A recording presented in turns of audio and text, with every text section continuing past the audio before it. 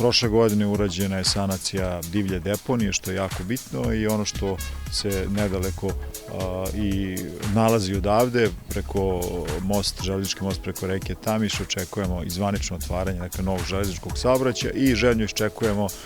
početak radova, odnosno ishodovanje finansijskih sredstava za veliki kapitalni projekat, a to je drumski most. Istovremeno radimo na tome da postojeći železnički most pređe u naše vlasništvo kako bi mogao da bude turistička destinacija, odnosno pešačko-biciklistički most. Kada je u pitanju sama mesna zajednica, dolazeći ovde, videli smo da ovaj novi put koji smo radili od deonicu od Orlovata do Tomaševca u dužini 5 km jeste dobro rešenje, jeste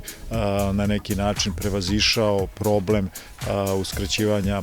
saobraćaja preko železničkog mosta ovog starog, ali je sada neophodno uraditi i rehabilitovati deonice kroz samo naseljeno mesto, za šta postoji ishodovana građevinska dozvola. Međutim, moramo sredstva tražiti u više faza, obzirom da je u pitanju iznos koji prevazilazi 100 miliona dinara kada je u pitanju izvođenja radova i proširenje puta kroz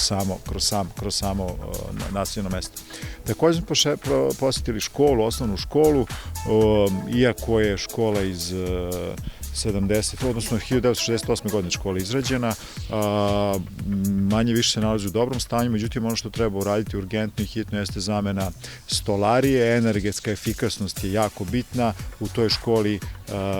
zajedno sa predškolcima i đacima imamo ukupno oko 100 đaka i jako je bitno da nastavimo dalje da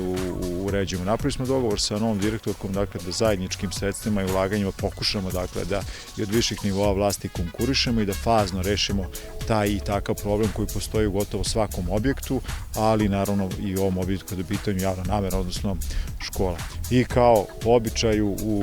na kraju, kao šlag na tortu svake posete jesu ovakve inspirišuće priče, poseta domaćinima, konkretno 13-člana porodica Vlah koji se ovde bavi i stočarstvom i zemljoradnjom i koji pokušavaju naravno da prošire svoje kapacitete, da unaprede svoju proizvodnju, ali ono što im najviše treba naravno jeste novi prostor i za to su i konkurisali i bili su proaktivni, imali su inicijativu i konkurisali su za kupovinu seoske kuće sa okusnicom. Čekamo rezultate konkursa kod ministarstva, pa ako Bog da sledeće godine zajedno dođemo na useljenje na ovo isto mesto.